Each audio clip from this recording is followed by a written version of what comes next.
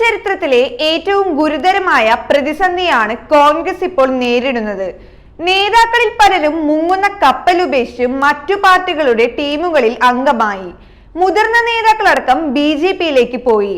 അവശേഷിക്കുന്നവരാകട്ടെ ഏതു നിമിഷവും BJP-കാരനാകുമെന്ന സൂചന നൽകുന്നു.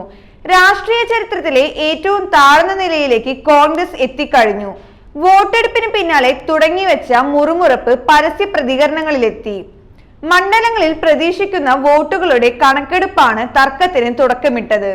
പാർട്ടി പ്രസിഡന്റ് കെ സുധാകരനെ മത്സരിക്കാൻ കണ്ണൂരിലേക്ക് ഓടിച്ചുവിട്ട എതിർവിഭാഗം MM ഹാസനെ താൽക്കാലിക പ്രസിഡന്റാക്കി. തിരഞ്ഞെടുപ്പ് കഴിഞ്ഞപ്പോൾ മസിലും ചുരുട്ടി കെ സുധാകരൻ തന്റെ കസേര ചോദിച്ച് തിരികെ വന്നപ്പോൾ അതേ എതിർപ്പ് തന്നെയായിരുന്നു കോടതിക്കും കൊടുക്കേണ്ടി വന്നത്. സുധാകരൻ പ്രസിഡന്റ് ആയിരുന്നപ്പോൾ താനെന്ന കോൺഗ്രസ് ആടിയുലഞ്ഞുകൊണ്ടിരുന്ന കപ്പലായിരുന്നു.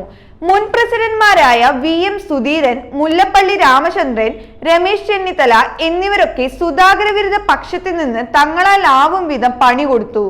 VD സതീശൻ പ്രതിപക്ഷ നേതാവാണ്. പക്ഷേ തന്റെ തട്ടകമായ എറണാകുളം ജില്ലയിലെ കോൺഗ്രസ് നേതാക്കളെയും അണികളെയും പോലും ഒരുമിപ്പിച്ച് നിർത്താനാകുന്നില്ല. ഇവരൊക്കെ സതീശന്റെ ചൊൽപ്പടിയിൽ നിന്നും അകന്നുപോയി. അതുകൂടാതെ സതീശനെതിരെ ക്രൈസ്തവ സമുദായ നേതൃത്വങ്ങൾ കൂടുതൽ അകലുകയാണ്. അതിനിടയ്ക്കാണ് കെ സുധാകരനുമായുള്ള കടുത്ത തർക്കങ്ങൾ. അതിനിടെ തിരികെ പ്രസിഡന്റായി വന്ന സുധാകരൻ എപ്പോൾ പാർട്ടി വിട്ട് BJP-യിലേക്ക് പോകുമെന്ന് പറയാൻ പറ്റാത്ത അവസ്ഥയിലാണിപ്പോൾ. സുധാകരനിൽ നിന്നും ഹസനിലേക്ക് താൽക്കാലികമായി അധികാരം മാറിയതോടെ സംഭവിച്ച സംഘടനാ ദൗർബല്യം തെരഞ്ഞെടുപ്പിൽ പ്രകടമായെന്നാണ് നേതാക്കളുടെ വിലയിരുത്തൽ. ഇത് വോട്ടെടുപ്പ് ദിനത്തിൽ വരെ പ്രതിഫലിച്ചെന്നാണ് നേതാക്കളുടെ വാക്കുകളിലുള്ളത്. ഇത്തവണ മണ്ഡലങ്ങൾ തിരിച്ചു നോക്കിയാൽ പോളിംഗ് ശതമാനം കൂടി, പക്ഷെ UDF ബൂത്തുകളിൽ പോളിംഗ് ശതമാനം കുറഞ്ഞു. അതിനു കാരണം പ്രവർത്തന രംഗത്തെ പരാജയമാണെന്ന് പുറത്തു പറയാൻ തയ്യാറല്ലെങ്കിലും തെരഞ്ഞെടുപ്പ് ഫലത്തിൽ കോൺഗ്രസിന് ഒട്ടുമേ ശുഭാപ്തി വിശ്വാസമില്ല. സംസ്ഥാനത്ത് പല മണ്ഡലങ്ങളിലും ബൂത്തിലിരിക്കാൻ പോലും ആളുകളില്ലായിരുന്നു. വോട്ടുകളുടെ കണക്കുകൾ പോലും ഇല്ല. തൃശൂർ ലോക്സഭാ മണ്ഡലത്തിൽ വിജയിക്കുമെന്ന ആത്മവിശ്വാസത്തിൽ ആയിരുന്ന UDF സ്ഥാനാർത്ഥി K മുരളീധരൻ തെരഞ്ഞെടുപ്പ് കഴിഞ്ഞ ദിവസങ്ങൾ പിന്നിട്ടപ്പോൾ തന്നെ മനസ്സിലായി ജയിക്കുമെന്നത് തന്റെ വെറും അതിമോഹം മാത്രമായിരുന്നു എന്ന്. ബൂത്തുകളിൽ നിന്ന് കണക്ക് ശേഖരിക്കാതെ കോൺഗ്രസ് നേതൃത്വം കടുത്ത അനാസ്ഥ കാണിച്ചതിലും മുരളീധരന് കടുത്ത അതൃപ്തി ഉണ്ടായിരുന്നു.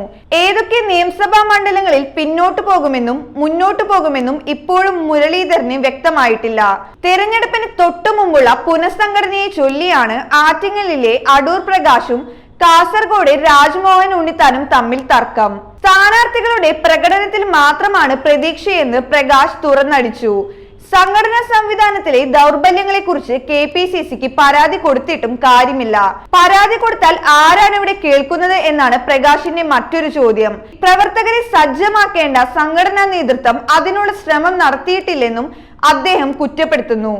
ഏറെക്കുറെ സമാനമാണ് ഉണ്ണിത്താന്റെ പ്രതികരണവും. പരാജയപ്പെടുത്താൻ ശ്രമമുണ്ടായെന്നാണ് ആരോപണം. ബാലകൃഷ്ണ പെരിയ അടക്കമുള്ള നേതാക്കളുടെ പേരെടുത്ത് പറഞ്ഞാണ് വിമർശനം. തങ്ങളെ തമ്മിലടിപ്പിക്കാൻ വന്ന വരത്തനെന്നായിരുന്നു ഉണ്ണിത്താന് ബാലകൃഷ്ണന്റെ മറുപടി. തെരഞ്ഞെടുപ്പ് വിലയിരുത്താൻ ചേർന്ന KPCC നേതൃയോഗത്തിലും സ്ഥാനാർത്ഥികൾ രൂക്ഷമായ വിമർശനമാണ് ഉന്നയിച്ചത്.